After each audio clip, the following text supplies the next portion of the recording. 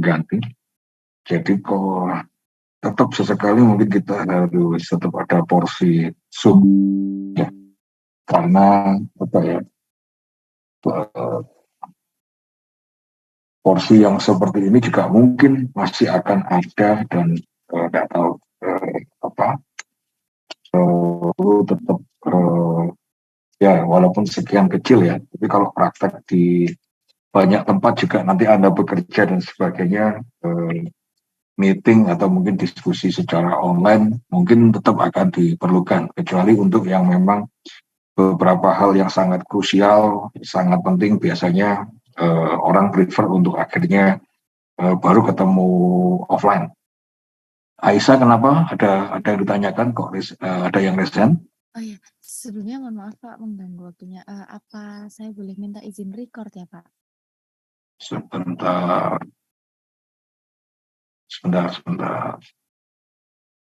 Saya berikan ke kamu ya. Baik Pak.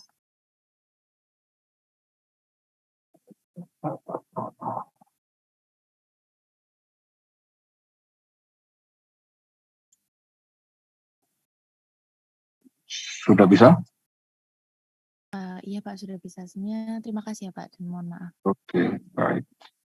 Baik. Recording in progress. Saya jadi sebenarnya bisa ini kita membahas tentang lanjutan two-way ANOVA, tapi karena kemarin sudah saya set bahwa yang tugasnya itu deadline-nya untuk pekan depan, jadi ya kita baru bahas lanjutan yang two-way ANOVA pekan depan. Nah, yang pekan ini saya geser dulu, kita beralih ke topik baru. Nanti yang two-way ANOVA tunggu setelah Anda selesai mengerjakan tugas ya. Kita bahas topik baru, namanya adalah, ini sebenarnya masih cukup erat kaitannya dengan ANOVA ya. Jadi topik ini terkait dengan linear regresi ya, dan juga correlation analysis. Jadi kuliah ini sebenarnya bukan kuliah yang sulit, karena secara prinsip ini gampang. Ini intinya sebenarnya linear regresi itu intinya sebenarnya hanya membuat sebuah persamaan ya. Yang persamaannya itu intinya sebenarnya adalah Y sama dengan AX plus B ya. Kalau jadi ada dua bagian. Jadi di bagian pertama ini kita membahas yang simple linear regresi. Nah, yang pekan depan setelah kita membahas two-way ANOVA tugas Anda, kita akan pindah lagi, jadi dari single regresi kita akan membahas multiple regresi. Ya. Jadi yang hari ini terkait dengan, kalau ini lebih banyak ke single regresi. Ya. Yang pekan depan kita ke multiple regresi. Kalau yang single regresi itu wujudnya seperti ini. Ya. Y sama dengan AX plus B. Tapi kalau yang multiple regresi, ini nanti bentuknya adalah Y ya sama dengan AX1, BX2, CX3, dan sebagainya. Nah, ini bentuk yang multiple regresi. Ya. Ini sebenarnya kita di 2 minggu ke depan membahas bentuk kausatif, bentuk kausal, bentuk mencari keterkaitan antara dua atau lebih variabel, ya, independent variabel.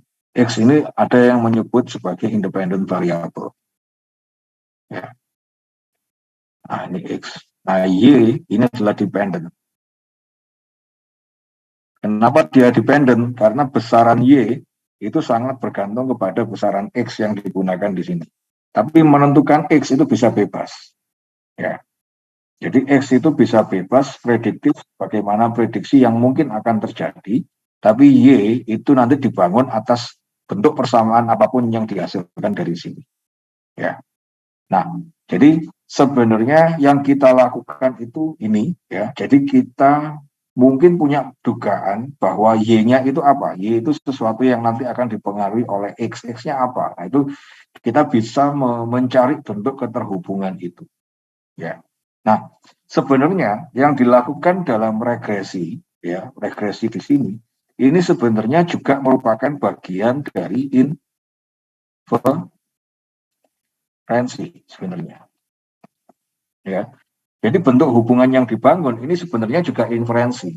Kenapa inferensi? Karena begini, berikan saya contoh ide, coba apa? Y-nya apa, X-nya apa kira-kira? Yang kalau Anda mau tertarik mencari keterhubungannya dalam bentuk single linear biasa, ya, single regresi, kira-kira Y sama X apa yang Anda punya ketertarikan, misalkan. Berikan saya contoh, Y apa? Y-nya apa, X-nya apa? Ada yang bisa memberi contoh atau ide?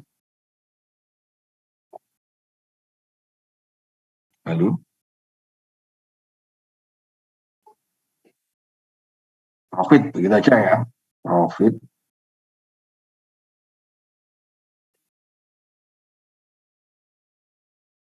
Oke.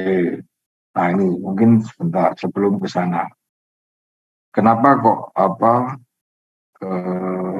ini masih kelihatan ya share screen saya? Masih, Pak. Oke. Jadi sebentar, ini perlu saya luruskan dulu bentuk seperti apa yang kita bisa cari keterhubungannya. Sebentar. Gini, saya mungkin cerita dulu.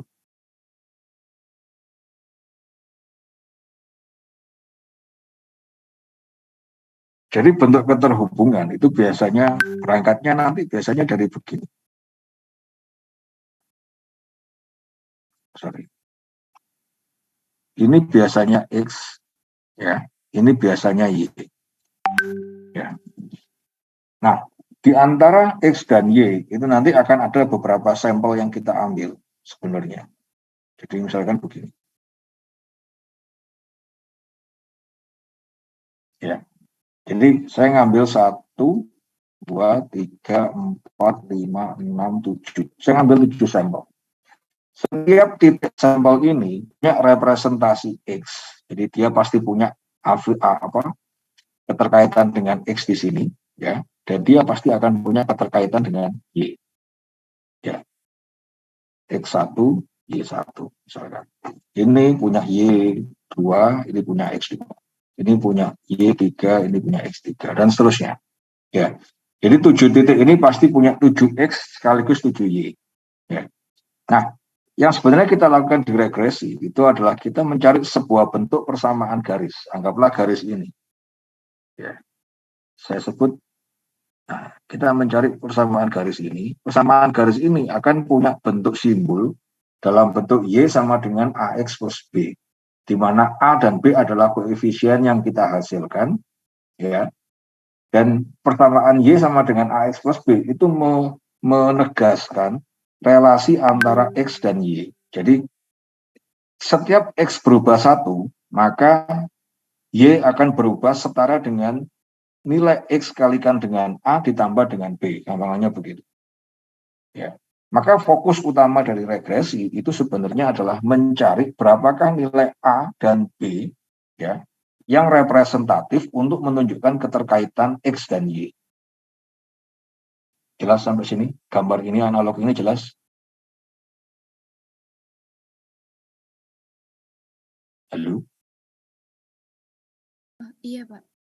Nah, kalau Anda sudah punya gambaran ini, maka sebenarnya Anda harus punya supaya hasil yang dihasilkan ini cukup baik, ya.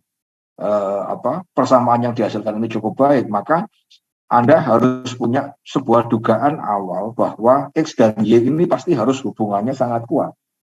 Kalau dia tidak kuat, maka nanti biasanya jarak antara data aktual dengan persamaan garis yang kita hasilkan itu agak jauh jaraknya. Ya. Kenapa kok dia nggak bisa persis? Karena kalau dia mau persis mengikuti aktualnya, persamaan garisnya mungkin nggak linear. Jadinya mungkin seperti ini.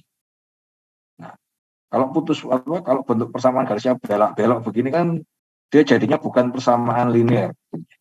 Ya. Apa nggak bisa dicari? Ya bisa, tapi sulit pasti. Ya. Nah, persamaan single regresi itu secara matematis mungkin dilakukan, mungkin dicari, tapi pasti tidak akan eksak persis sama dengan data aktualnya. Pasti akan ada apa yang disebut di sini sebagai error. Ya. Atau ada yang juga menyebut ini sebagai error ini sebagai residual. Ya. Jadi orang bisa menyebut ini sebagai error, orang bisa menyebut ini sebagai residual. Ya.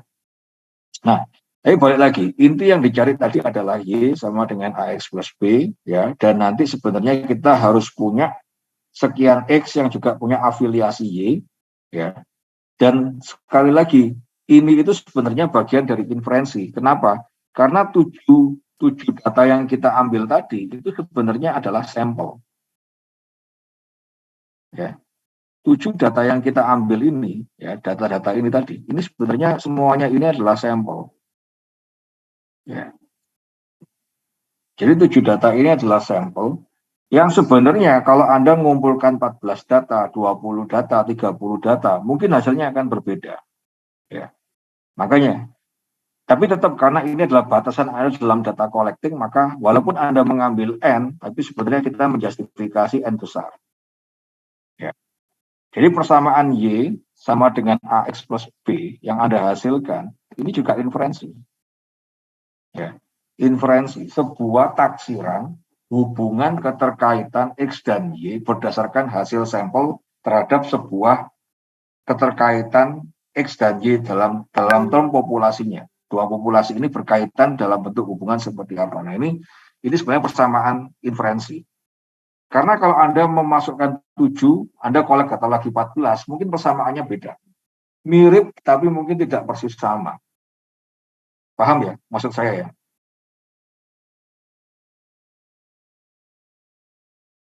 Jadi kalau Anda inferensi, melakukan regresi, Anda mengevaluasi hal yang sama. Si A mengkolek 10 data, si B mengkolek 30 data, jangan berharap persamaannya bisa sama, pasti berbeda. Karena ya tadi, sampel dengan 10 dengan sampel dengan 30, ya mungkin 30 dengan 30 dilakukan dalam waktu dan kesempatan yang berbeda, hasilnya juga berbeda. Ya. Tapi itu tidak serta-merta merusak apa yang Anda prediksikan, karena inferensi ya tetap seperti inferensi, dengan N berapapun akan diterima dengan tingkat keyakinan tertentu. Ya, jadi ini prinsip dasar dari linear regresi. Nah, tadi balik contohnya. Sekarang jelaskan kira-kira Y dan X apa yang mungkin Anda akan tertarik mencari tahu keterhubungannya. Bayangkan. Jadi Anda punya misalkan 7, 8, 9, 10 Y dan hubungan apa yang tertarik dengan X-nya kira-kira.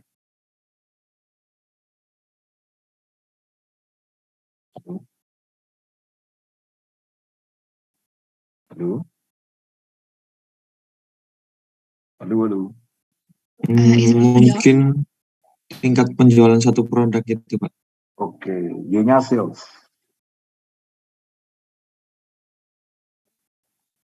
X-nya apa? Samsudin Hafiz. Mungkin bisa faktor-faktor yang mempengaruhi demand ininya, Pak. Kira-kira Bisa pendapatan atau tren yang ada. Kira-kira yang mempengaruhi penjualan itu apa? Jualan saya tambah banyak, tambah sedikit, kalau apa?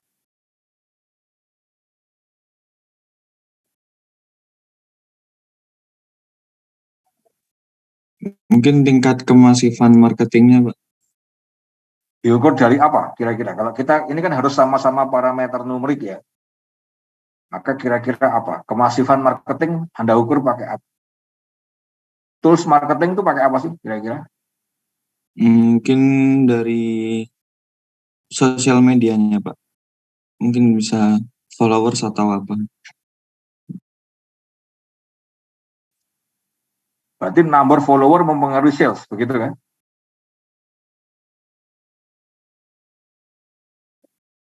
Iya, kemungkinan bisa jadi, Pak. Atau delta naik turun atau delta pergerakan follower mempengaruhi sales, begitu.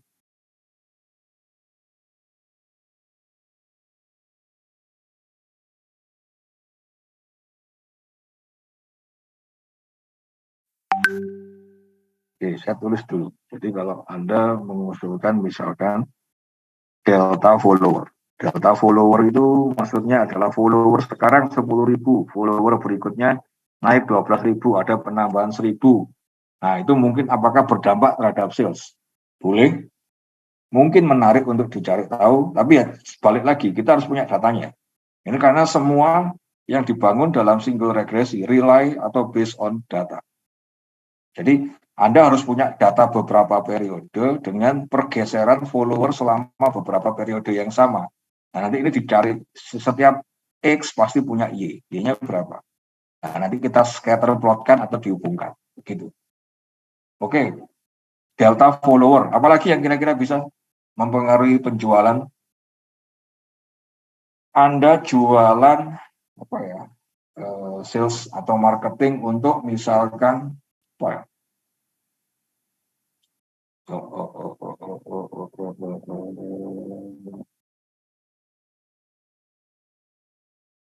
Kalau Anda marketing untuk semen misalkan, maka apa kira-kira X yang digunakan?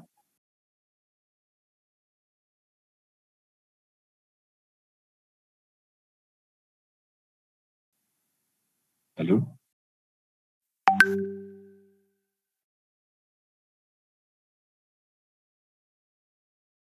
Mungkin tren pembangunan, Pak. Tren pembangunan diukur pakai apa? Berapa demand yang mau bikin rumah baru atau bangunan baru gitu, Pak. Dapat itu dari mana? Tantangannya itu. Boleh, idenya bisa, tapi balik lagi, dari mana dan bagaimana kita bisa mendapatkan data itu. Nanti Anda mungkin kalau waktu mengerjakan ujian nggak akan ditanya sampai segitu, tapi kalau Anda mau building model dari awal, kritikalnya itu bukan di ngitungnya yang nanti Anda pelajari justru tambah gampang. Tapi membangun Y dan X yang bisa dihitung. Nah, itu kalau berangkat dari building model dulu, itu ini pertanyaan krusial yang justru harus kita tanyakan. Anda mau sales semen, dapat dari mana? X-nya, X-nya apa? Jumlah rumah yang mau dibangun. Pertanyaannya, dapat angka itu dari mana?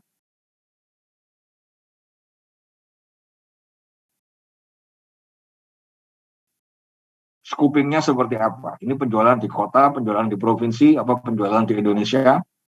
Itu juga menentukan X-nya. Ya, jadi boleh, tidak apa-apa. Itu pasti berkaitan, ya. Tapi balik lagi, siapa yang akan kolek data dan dapat dari mana? Itu masalah. Jadi kesulitan kalau kita mau mencari berapa yang mau bangun rumah. Nah, pertanyaannya, misalkan contoh, kita ambil Surabaya saja. Berapa yang bangun rumah? Kita dapat info dari mana? Apakah BPS melakukan survei terhadap itu? Kalau enggak, ya berarti kan masa kita harus mensurvei satu kota Surabaya, pertanyaannya. Dan itu kita harus punya dari waktu, berarti kita harus nunggu setahun untuk bisa membuat prediksi itu. Ya, bukan salah, bisa. Tapi data untuk building modelnya mungkin belum ada dan itu yang membuat nanti kita kesulitan karena harus melakukan hal itu dulu dan sebagainya. Nah, kita nggak punya waktu untuk itu, nah maka kita harus cari cara yang lebih efisien lagi. Nah, maka apa? X yang kira-kira digunakan untuk memprediksikan sales. Oke, jumlah delta follower di sosial media boleh, karena mestinya Anda punya data ini. Kan, kalau ini akun sosial media gitu kan bisa di-track oleh akunnya gampangannya, ya. Nah, ini boleh. Terus apa lagi? Kalau di semen, kalau di apa consumer good atau apa minuman kemasan misalkan, atau di otomotif misalkan, atau jualan ban misalkan, nggak apa-apa, apapun kira-kira. Yang bisa mempengaruhi sales apa? Kalau Y-nya sales, oke, X-nya apa kira-kira?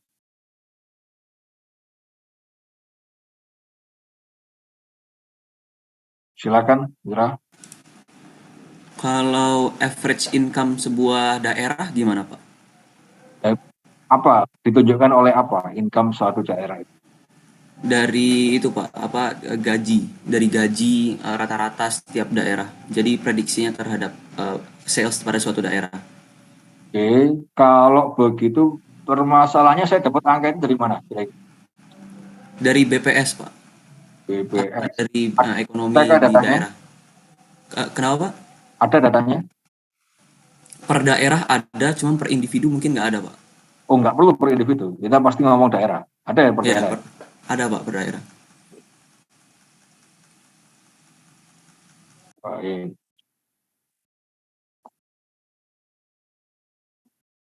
Bisa, nanti kita lihat ya. Oke. Dan konteksnya juga bergantung. Ini sales bulanan di sebuah provinsi atau daerah atau sales tahunan juga nanti sangat menentukan. Ya. Tapi apapun itu nanti ini kita harus collect data. Ya. Setelah collect data maka nanti plotkan dulu seperti plotting ini tadi. Ya. Kalau nanti ada pattern kecenderungan tambah naik X tambah naik Y, ya maka ada dugaan bahwa modelnya mungkin cukup kuat. Dan itu nanti harus dibuktikan. Nanti sebelum kita melakukan regresi, biasanya kita lakukan correlation analysis dulu. Ya, menguji korelasinya. Kalau korelasinya cukup kuat, maka kita lanjutkan dengan regresi, mencari bentuk persamaan AX plus B-nya. Ya. Kalau single seperti ini, kalau multiple nanti yang seperti ini. Ada beberapa X yang kita pakai. Ya. Nah ini yang mungkin penting di awal untuk Anda ketahui terkait dengan building model dari regresi. Nah saya lanjutkan. Jadi ini beberapa hal saya mungkin secara teknikalnya saya percepat. Anda wajib tahu, silakan baca, silakan uji ya. Nanti saya tunjukkan juga cara kalau pakai software dengan alat bantu dan sebagainya. Menurut saya bukan barang yang sulit, tapi Anda harus tahu persamaan asal usul dan sebagainya. Silakan dicoba kalau nanti ingin membuktikan hal itu ya. Jadi gini, mencari keterhubungan keterkaitan itu adalah barang lama, isu lama. Jadi itu sudah mungkin dari ekonomi, bidang ekonomi ada, mencari kausatif, mencari kausal itu penting. Khususnya buat orang-orang ekonomi ya.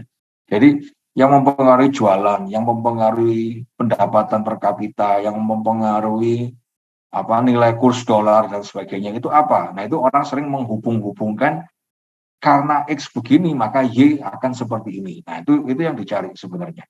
Nah maka mempunyai hubungan keterkaitan antara sebuah variabel dengan variabel yang lain di mana Y itu adalah dependent, X adalah independent, itu sering dan sangat banyak dibutuhkan.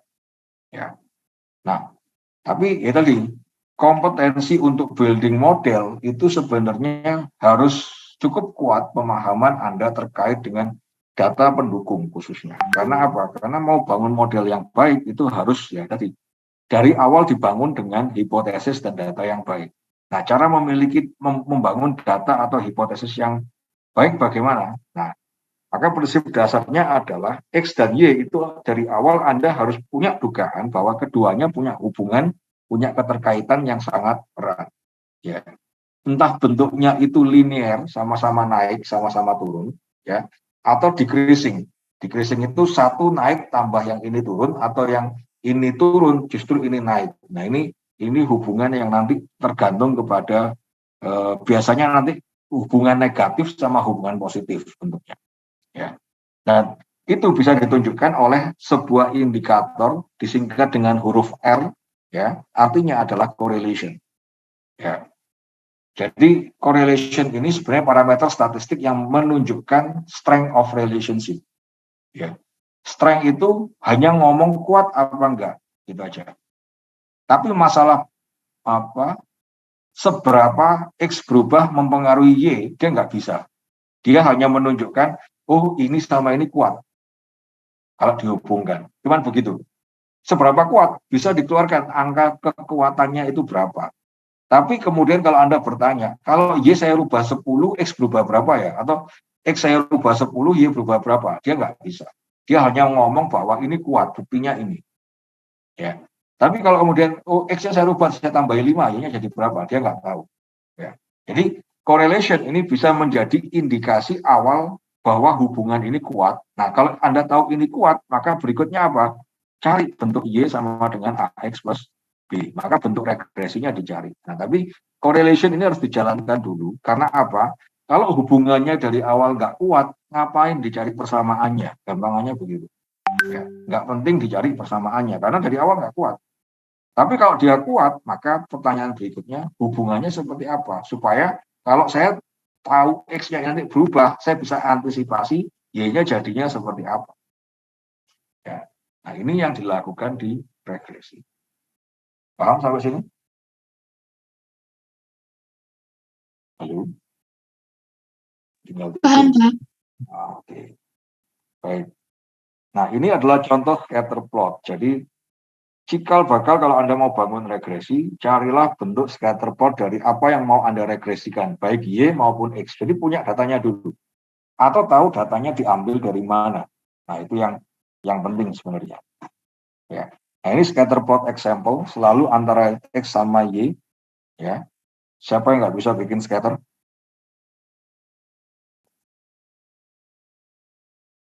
Halo? Bisa kan bikin scatter ya?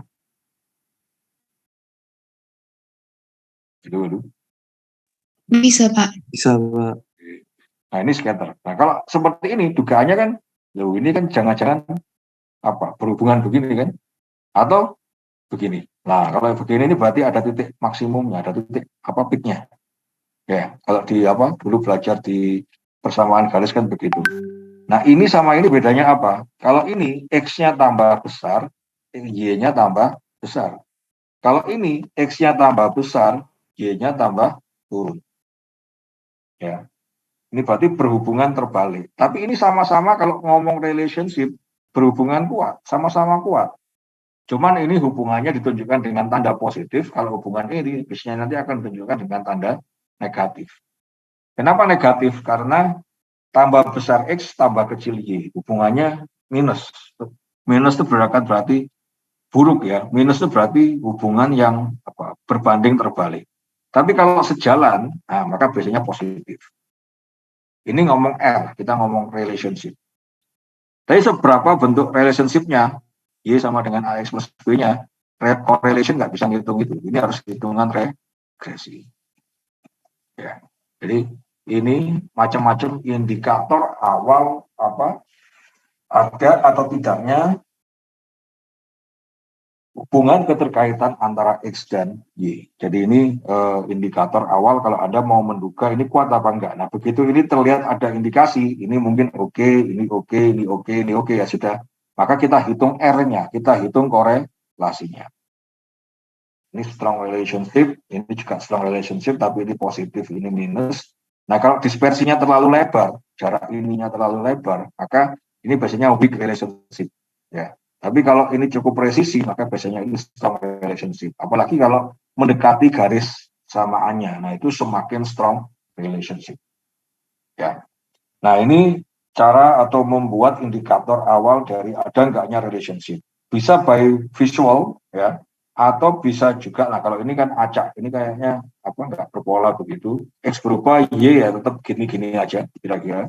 Ya, nah ini contoh no relationship. Sangat kecil sekali. Ini juga nggak ada hubungannya. Mau X nambah berapapun, Y ya tetap di kisaran ini saja. Ya. Nah ini indikasi sudah dari awal timbang Anda sulit ngitung atau sulit-sulit ngitung regresi. Kalau sudah tahu ini no relationship atau small relationship, abaikan saja atau jangan pakai variabel itu sebagai X. Cari variabel yang lain. Ya. Nah ini adalah bentuk secara visual seperti ini. Nah, kalau Anda mau mengukur correlation secara number, ada namanya correlation coefficient. Ya. Nah ini, ya. Sama, ini adalah populasi sebenarnya. Karena kita nggak pernah tahu populasinya, rho-nya, maka kemudian kita ukur dengan parameter sampel namanya adalah R. R ini correlation. Ya. Berapa korelasi antar dua variabel itu? Tinggal ukur R-nya, tinggal ukur correlation coefficient. Hints-nya bagaimana? Gampangannya bagaimana? Kalau Anda ketemu R di atas 0,8, 0,9, maka itu adalah korelasi yang kuat, baik plus maupun minus. Tapi kalau Anda mendapati kurang dari 0,8, 0,9, hanya dapat 0,7, 0,6, 0,5, dan sebagainya, maka korelasinya tidak terlalu kuat. Ya. Sebaiknya Anda cari kalau Anda mau membangun model regresi, paling enggak cari R yang di atas 80 lah. Syukur kalau bisa di atas 90. Ya. Kalau kurang dari itu, agak sia-sia modelnya dibangun. Jadi karena apa? Kemampuan menjelaskan variabilitasnya nanti akan sangat rendah. Tapi kalau dapat 80, 90, mungkin masih akan cukup bagus pendekatan model regresi yang akan nanti Anda hasilkan. Nah ini correlation coefficient. Cara menghitungnya gampang nanti. Ini unit free between min 1 sampai 1. Semakin mendekati min 1 maka kuat tapi berbanding terbalik atau negatif. Dekat dengan 1 itu positif linear relationship, dekat dengan 0 itu no relationship. Ya. Jadi sama, persamaan korelasi yang Anda hasilkan itu punya populasi, tapi kemudian didekati oleh sampel. Jadi correlation sampel itu R, kalau populasi itu adalah rho. Ya. Nah ini adalah bentuknya, nah ini contoh data kalau R-nya itu min 1, perfect. Nah ini hubungan yang perfect min 1. Ini min 0,6, sama sebanding, tapi data aktualnya masih agak menyebar. Ya. Ini R0, ya. Ini R plus 3, ini R plus 1. Ya. Jadi ini adalah correlation, dan ini sebaiknya Anda bisa detect pertama by scatter plot, kedua by R, ngitung R. Contoh ngitung R bagaimana? Ini persamaannya. Bisa ngitung? Halo?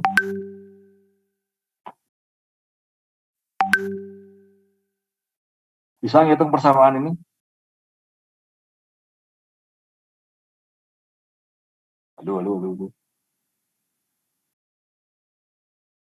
Aduh. Insyaallah bisa, Pak.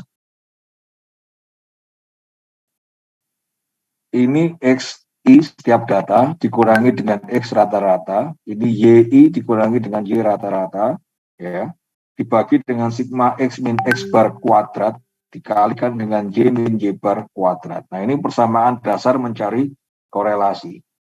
Ya. Jadi kalau Anda punya X, Anda punya Y, jajarkan saja, nanti dicari dengan persamaan ini nanti harusnya ketemu. Ya. Bisa dipahami? Bisa, Pak. Saya tunjukkan, saya pindah ke Excel. Nah, ini sebentar. Ini sudah ganti ke Excel belum? Udah, Pak. Oke.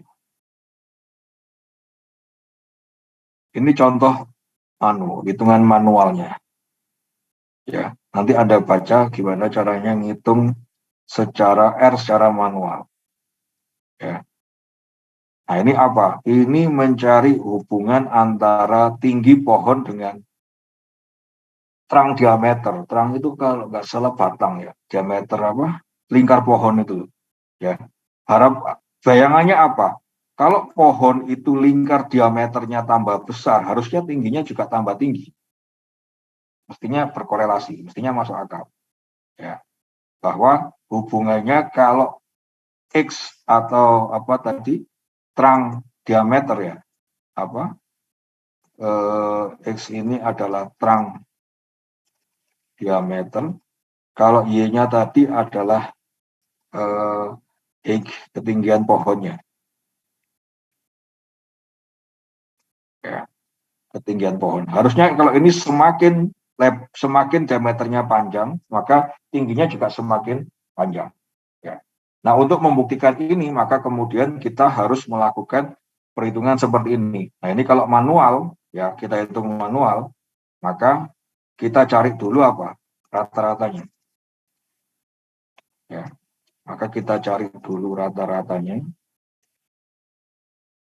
Ini untuk Higg, ya, atau kalau nanti dia menjadi pengganti Y, ya.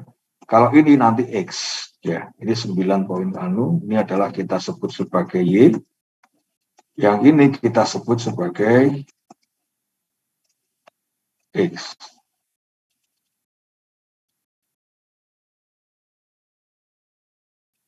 Nah, ini kita sebut sebagai X, ya. Nah, ini rata-ratanya. Nah, setiap data kemudian dikurangkan dengan rata-ratanya.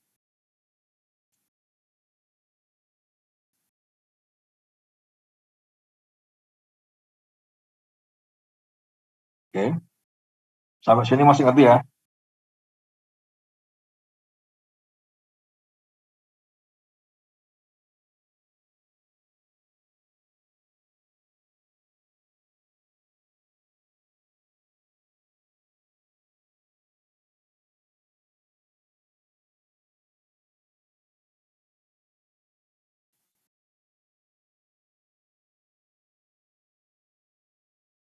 Jadi ini. Nah, terus kemudian yang Y dikurangi Y bagaimana? Sama.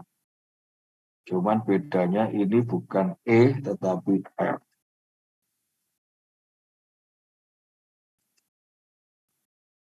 Oke. Nah, ini X min X bar, ini Y min Y bar, dikali kemudian dijumlah. Berarti ini dikali, ini, terus dijumlah.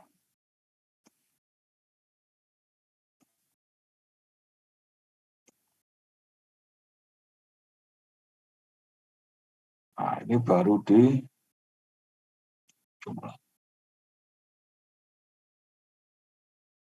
Nah, nilai 212 itu menunjukkan yang atas. Nah, sekarang yang bawah, bagaimana yang bawah? Yang bawah adalah sigma X min X kuadrat, itu harus kita cari. Ya. Jadi setiap XI dikurangi X bar dikuadratkan. Maka ini kita harus kuadratkan dulu.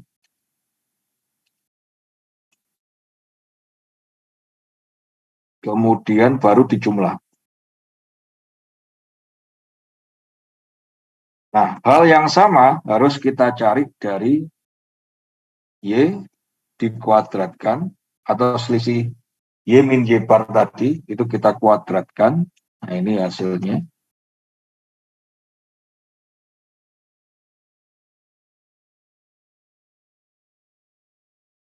Nah, kemudian kita kalikan. Jadi, nilai ini kalikan dengan nilai ini. Ya, kita dapat ini. Kemudian kita bagi hasil ini dibagi dengan ini.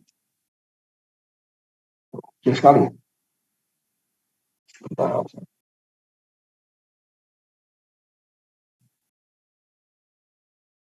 Apakah ada yang salah?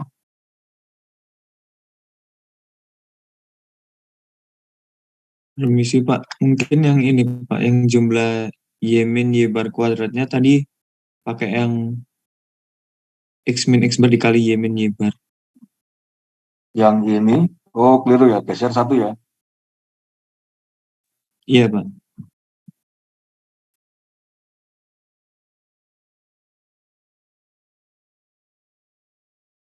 Baik, sebentar. C-nya ganti I.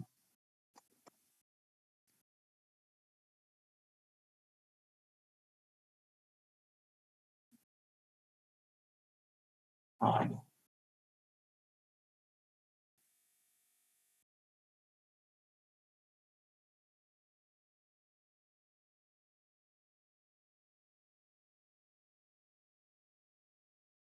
Ada lagi? Kalau yang ini sudah benar ya? Saya rasa benar sudah.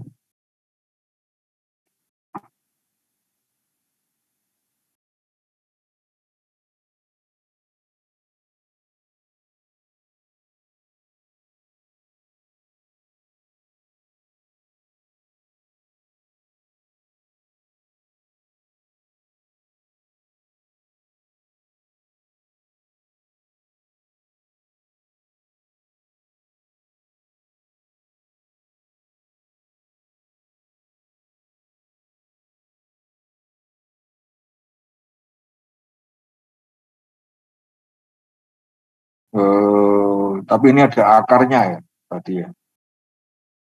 Halo? Maaf Pak, share screen-nya nggak kelihatan. Oh sorry, putus ya. Sebentar.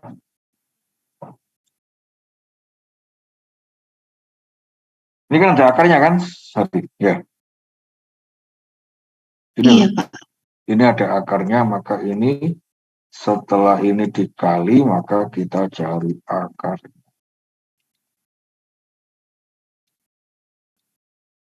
Nah ini, nah udah. Jadi hasil baginya kalau kita mengikuti persamaan ini, nah ini adalah R-nya, ya. Dimana R-nya adalah hasil bagi dari ini tadi, yang atas ini pembilangnya, ini penyebutnya, ya. Ini ketemu 0,89 atau kalau agak panjangkan 0,8862. Ini kalau Anda menghitung relasi, ya. Jadi dari kita ngambil 1, 2, 3, 4, 5, 6, 7, 8 sampel ini, ya, maka sample estimate ya, population estimate-nya itu adalah bahwa kalau kita bicara correlation-nya ya, sample correlation-nya itu menunjukkan keterkaitan sebesar 88,62%. Ya, artinya ini positif juga nilainya. Artinya nilai terang diameter itu punya hubungan kuat dengan ketinggian sebesar 88,62. Karena ini nilainya cukup besar di atas 80 dan Anda merasa bahwa itu cukup untuk menjelaskan variabilitas, ya sudah, kita bisa lanjutkan ini dengan building regression model. Ya. Tapi kalau hasilnya kurang dari 0,8, maka bagaimana? Kalau ada opsi variabel X yang lain, gunakan variabel X yang lain dulu. Coba I semua. Ya. Kalau memang sudah seluruh opsi X terhadap Y dicari, X-nya semua sudah diuji terhadap Y, hasilnya nggak ada yang lebih dari 0,8, gimana? Pakai yang terbaik saja. Ya. Bukan berarti nggak boleh, boleh. Tetap bisa keluar regresinya, ya. Cuman kualitasnya nggak terlalu bagus, begitulah. Nah kalau nggak bagus, ngapain dihitung? Begitulah. Kalau menurut saya sih begitu. Tapi kalau memang Anda harus menghasilkan equation, harus menghasilkan estimate, ya nggak apa-apa. Cari best correlation yang ada, ya sudah. Itu menjadi batasan dari apa yang Anda lakukan atau Anda rumus. Ya. Nah ini cara menghitung R kalau secara rumus, ya. Kalau Anda pakai software, Anda pakai Excel saja, itu bisa ngitung pakai function ini. Namanya adalah Corel. Nah ini. Corel di sini.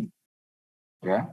Nanti akan muncul array 1, array 2, bikin saja ini array 1, kemudian anggap saja ini sebagai array, ya, kurung tutup, sudah, dia akan ngitung. Sama nggak hasilnya ini? Halo? Iya sama Pak. Sama, Pak. Ya, jadi hal yang rumit ngitung kita butuh waktu seperti ini tadi, pakai function sama dengan Corel, ini selesai. Ya. Jelas ini? Jelas, Pak.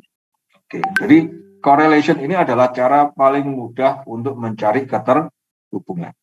Ya, jadi Corel ketemu terus 0,8 ke atas, ya sudah, itu bisa dibangun model. Ya. Kalau scatter plot bikinnya bagaimana? Nah, kalau Anda mau membuat height sama diameter ini, scatter plotnya mau dibuat, Anda cukup bikin di grafik, ya, cari namanya scatter. Mana scatter plot? Nah, ini scatter, ya. Nah, ini.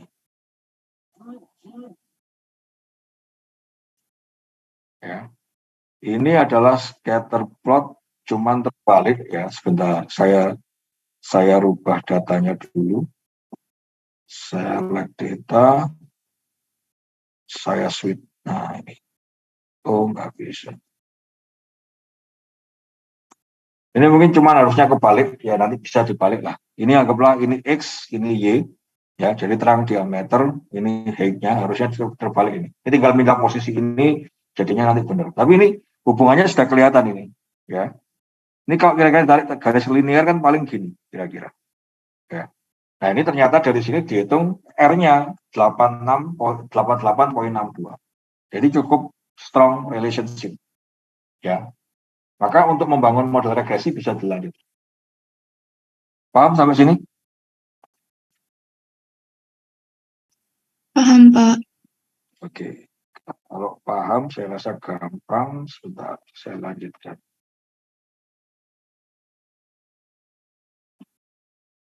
Saya geser ke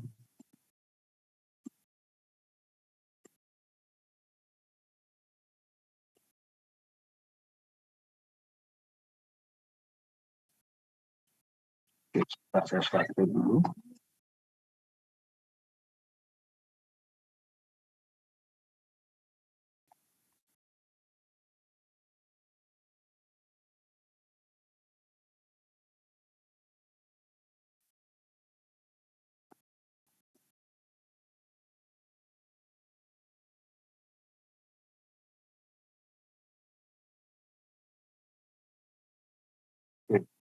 Saya lanjutkan. Nah, ini cara menghitung korelasi tadi.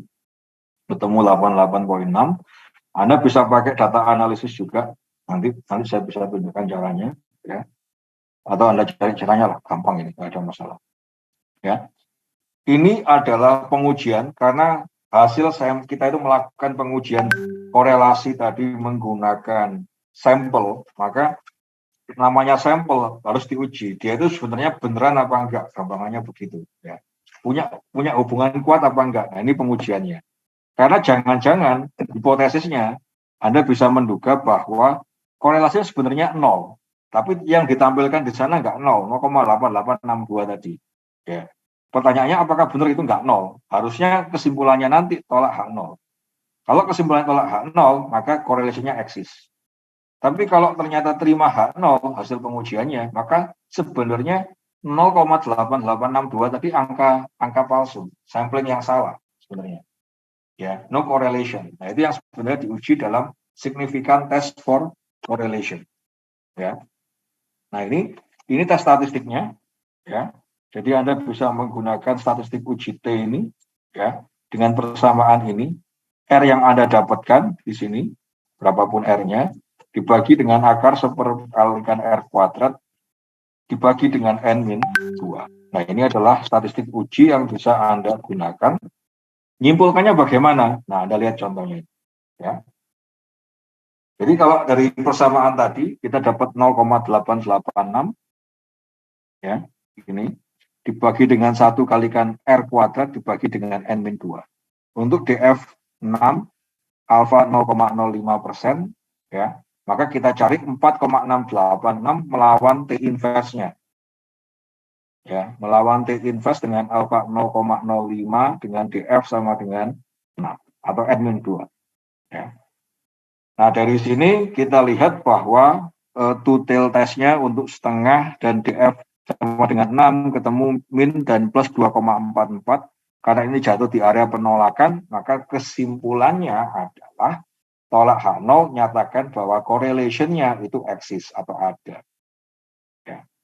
Kalau correlation Anda mungkin di sekitar angka 0,5, ya kira-kira juga. Kalau ini masuk 0,5 bagi bla bla bla bla, mungkin jatuhnya di sini. Ya. Nah, kalau dia 0,5, maka bagaimana ini simpulannya? Korelasinya mungkin tidak eksis, mungkin tidak ada. Ya. Sehingga apa? Jangan dipakai, gampangannya begitu. Ya. Tapi karena dia 0,886 cukup besar, cukup signifikan, maka potensinya dia eksis. Ya. Nah, ini cara untuk membuktikan, menguji korelasi ini benar apa enggak. Ada pembuktian uji hipotesisnya menyimpulkan bahwa population-nya benar enggak dari hasil sampel tadi itu sama dengan 0 atau tidak sama dengan 0. Nah, ini pembuktiannya. Ya. Tapi kalau sampai terima H0, ya sudah, jangan dilanjutkan, nggak usah dilanjutkan. Tapi kalau tolak H0, artinya correlation-nya eksis, lanjutkan. Karena berarti memang benar ada hubungan. Ya. Bisa dipahami ya? Bisa, Pak. Oke. Nah, kalau bisa, maka berikutnya kita bisa bangun model regresinya. Ya. Nah, model regresinya ini kalau masalah matematisnya atau senam otaknya, itu ya hanya masalah isu mencari berapakah A, berapakah B. Ini bisa dihitung secara formula matematis. Ya. Berikutnya mau menerangkan soal itu sebenarnya yang ada di buku Anda. Ya, atau di presentasi ini ataupun di buku-buku referensi statistik. Ya, saya ganti slideshow sebentar. Nah, apakah sulit mencari Y sama dengan AX plus B? Bukan barang yang sulit, justru barang yang sangat gampang. Ya, kalau Anda mau mencari berapakah hubungan antara X dan Y, ya, ini saya balik dulu ya sebentar. Ini saya balik dulu ke sini sebentar.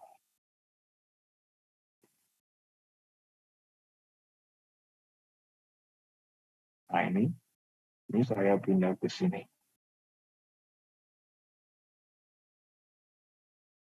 Nah, ini.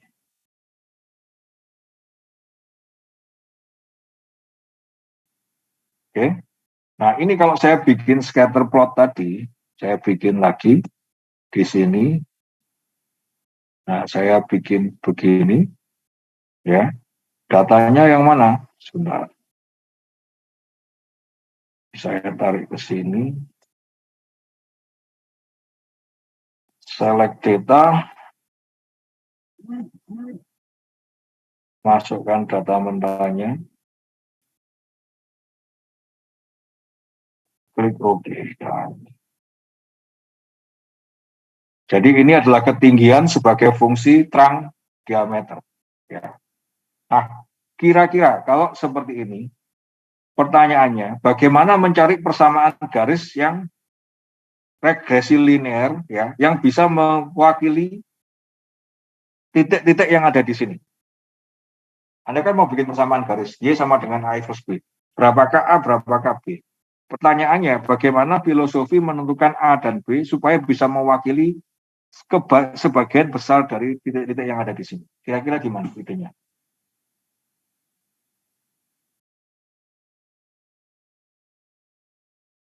Halo? Izin menjawab, mungkin pakai trend line. Pakai apa? Trend line, Pak. Itu teknik di Excel, ya. Ya. Cuman kan gini, kalau Anda mau mencari persamaan garisnya secara manual, ya, ini kalau ngomong manual, ya. Mungkin pakai gradien, Pak. Bisa begini, boleh nggak begini? Iya. Bisa nggak begini? Bisa nggak begini? Atau begini? Nah, ini ada A, ada B, ada C, ada D. Yang mana yang mau Anda pakai?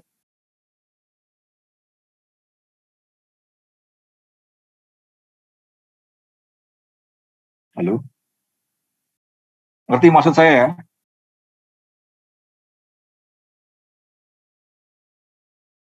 Halo, halo. Halo. Ngerti maksud saya? Halo? Iya, mengerti, Pak. Nah, kalau Anda mengerti, maka masalah utamanya sebenarnya adalah mencari persamaan garis seperti apa yang bisa mewakili titik-titik ini. Ya, kalau by teknis tadi yang disampaikan Niko tadi, betul, gak ada masalah memang. Jadi mencari persamaan garisnya bagaimana? At trend line, ya, iya betul memang seperti itu. Ini jadinya. Nah, ya, ini jadinya. Nah, ini jadinya. Jadi kalau Anda mencari persamaan regresinya bagaimana? Ya cuman gini aja sudah, ini sudah jadi. Ini langsung ketemu berapa A-nya, berapa B-nya. Ya. Ini R square-nya atau R kuadratnya. Ya. Dapat dari mana ini? Nah, ada mekanismenya nanti. Itu yang kemudian dibahas di slide berikutnya. Kenapa ini yang dipilih? Kenapa bukan garis yang lain? Juga akan dijawab di bagian berikutnya. Ya. Karena persamaan garis ini sebenarnya bisa macam-macam, bisa begini, seperti yang saya sampaikan.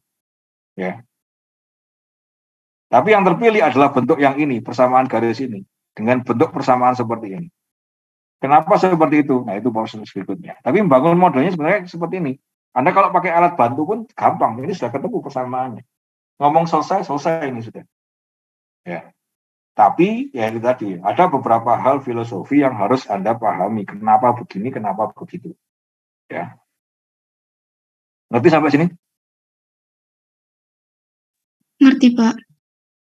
Oke, kita ngerti. Nah, saya lanjutkan.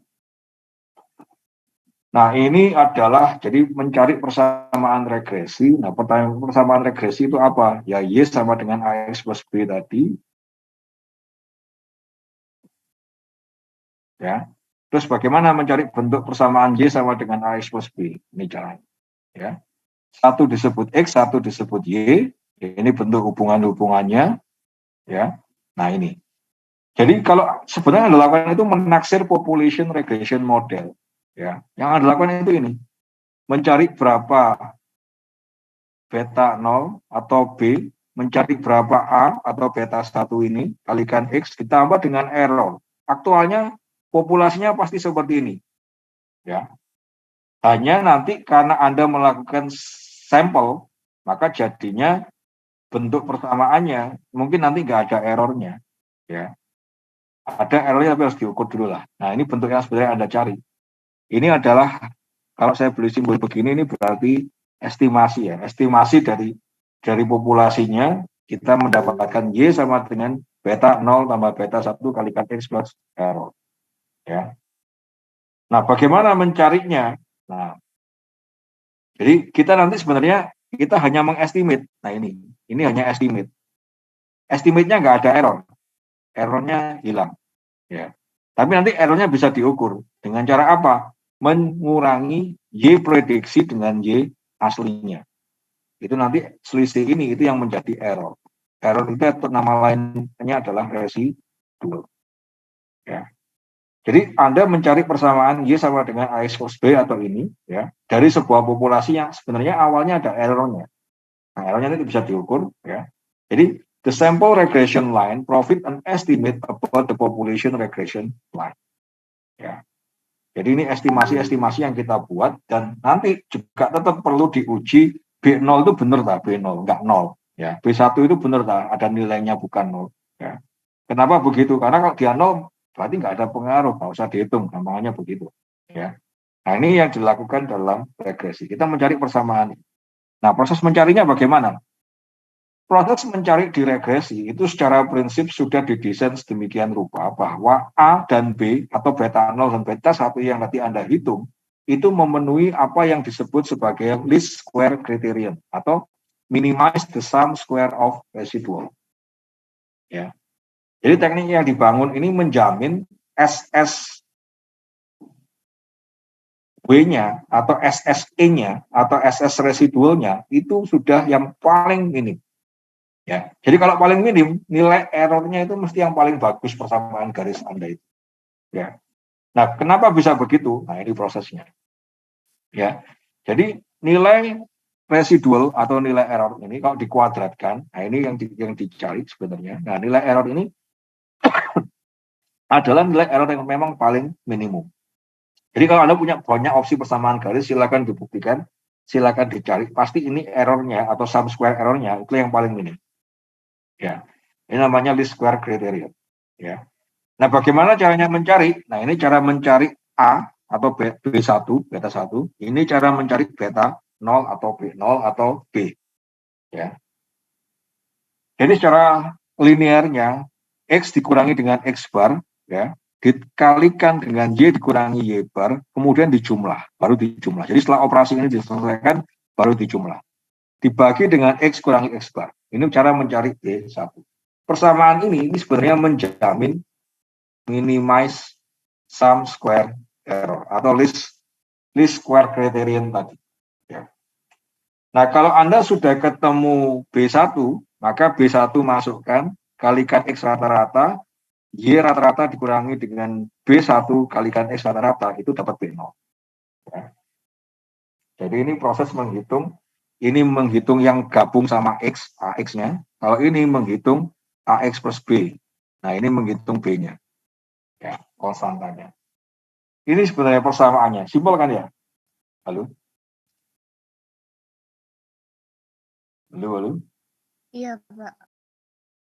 Nah, kalau ini simpel, coba kita praktekkan. Nah, jadi kalau ini kita praktekkan, kita ambil ini, sama kita ambil dua ini, kita bawa ke Excel. Excelnya masih kelihatan ini? Masih, Pak. Terlihat, Pak.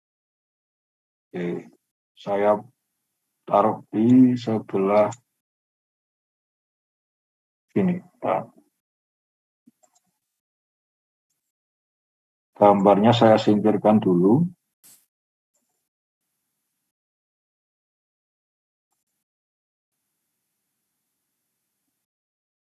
Nah, kita cari dari sini. Ya. Nah, ini kan sebenarnya ini Y, ini X kan tadi, ya sudah ya, seperti itu ya. Nah, sekarang kita cari ini. X dikurangi X bar, kalikan Y dikurangi Y bar. Begitu kan? Halo? Iya, Pak. Oke. Berarti X kurangi X bar. Mana X kurangi X bar itu kira-kira? Saya taruh sini lagi. Saya insert lagi. Kita harus nyari setiap XI dikurangi X bar. Nanti kita mencari YI dikurangi dengan Y bar. Ya. Maka setiap XI dikurangi apa? X barnya itu. X barnya. Kemudian yang ini, setiap ini kurangi dengan ini. Y barnya.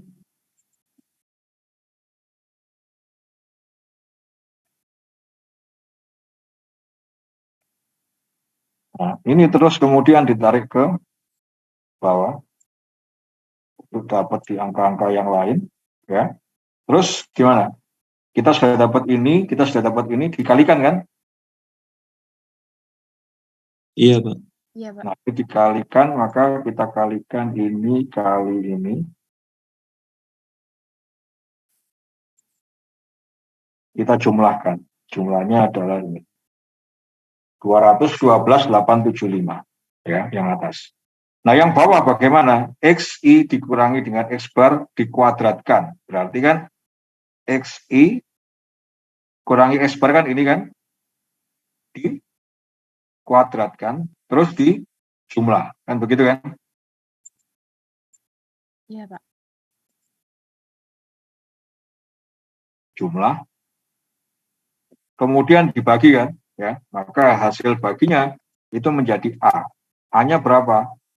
Ya, A-nya adalah 212 dibagi dengan 46,875. Kita dapat 4,54133. Nah, kalau A-nya ketemu, maka mencari yang satunya, yang B0 ini bagaimana? Kita cari Y rata-rata dikurangi A yang didapatkan kalikan X bar. Maka B-nya adalah, ya, Y rata-ratanya tadi kan ini kan, 40 kan? Dikurangi yang kita peroleh dikalikan dengan rata-ratanya X. Nah ini.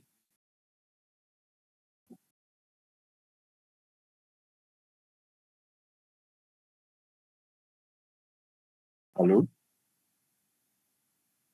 Iya, Pak.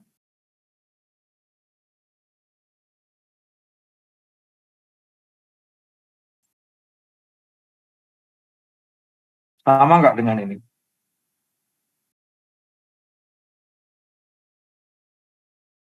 Hasil ini sama nggak dengan hasil ini? Sama, Hasil Pak. Sama. Sama, Pak. sama kan? Jelas ini.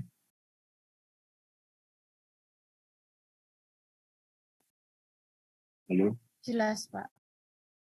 Jadi ini proses untuk mencari persamaan garisnya. Jadi proses yang kita lakukan dalam waktu yang mungkin agak panjang ini tadi, sebenarnya di sini sudah disediakan secara otomatis. Ya, dan sama pasti harusnya hasilnya. Jadi 4,5413X dikurangi 1,3147. Jadi persamaan ini adalah sampling regression. Ya.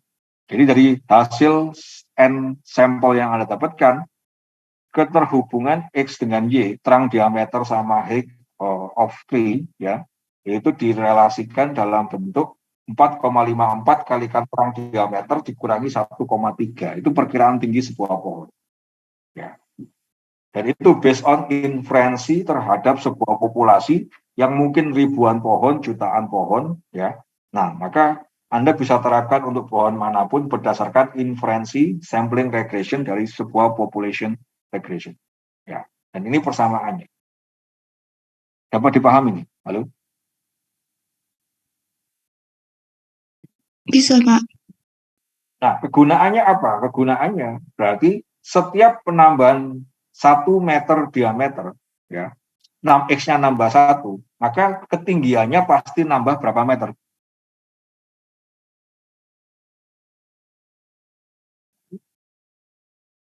4,45.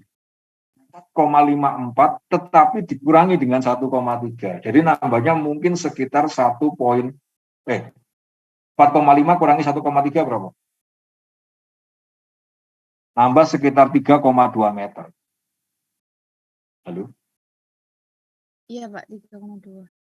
Ya, jadi kira-kira Kalau Anda nambah terang diameternya nambah 1 meter, pasti tingginya tambah 3,2. Nambah setengah meter atau 50 cm, ya 1,6. Gampangannya begitu. Ya. Dan ini bisa kita gunakan untuk memprediksi ketinggian pohon, ya, atau ekspektasi ketinggian pohon berdasarkan prediksi terang diameter yang akan diperoleh. Ya. Lalu, Iya, Pak. walaupun ini adalah hasil sampel, tapi hasil persamaannya boleh dipakai selama memenuhi beberapa syarat. Nah, ini yang nanti berikutnya kita diskusikan. Tapi proses ngitung A dan B-nya gampang kan ya? Sudah ya, ini ya? Iya, Pak. Baik. Nah, kalau sudah saya balik ke PowerPoint lagi, saya lanjutkan. Nah, ini least square criterion, ini cara mencari persamaan dan sebagainya, ya. Menurut saya nggak masalah, gampang, ya. Jadi sudah kita praktekkan. Nah, ini contoh, ya. A random sample of 10 houses is selected. Tujuannya adalah si real estate agent ingin building model. Jadi building model mungkin populasi aktualnya kita nggak pernah bisa dapatkan ya, tapi dari hasil sampel ngambil 10, dia ingin menghubungkan antara square feet itu ya kira-kira meter persegi ya. Kalau di sana feet square atau apa ya 30 kali 30 cm begitulah, 32 kali 32 cm ya. Hubungan antara square feet luasan rumah dengan selling price-nya. Logiknya tambah luas tambah mahal rumahnya. Nah, untuk membuktikan ini 10 rumah diambil, dia pengen building regression ya, tapi dari sampel yang didapatkan ya. Kira-kira prediksinya bagaimana? Nah, ini ya. Saya copy dulu angka-angka yang ada di sini, kita lanjutkan di Excel sebentar.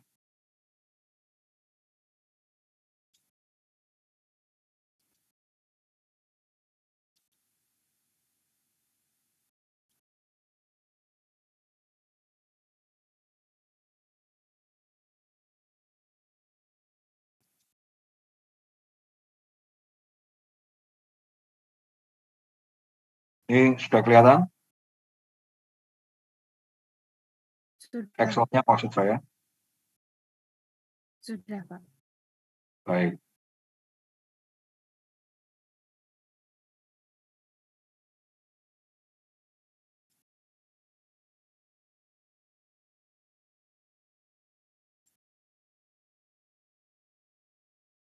Oke, ini adalah 10 sampel. Jadi ini rumah yang pernah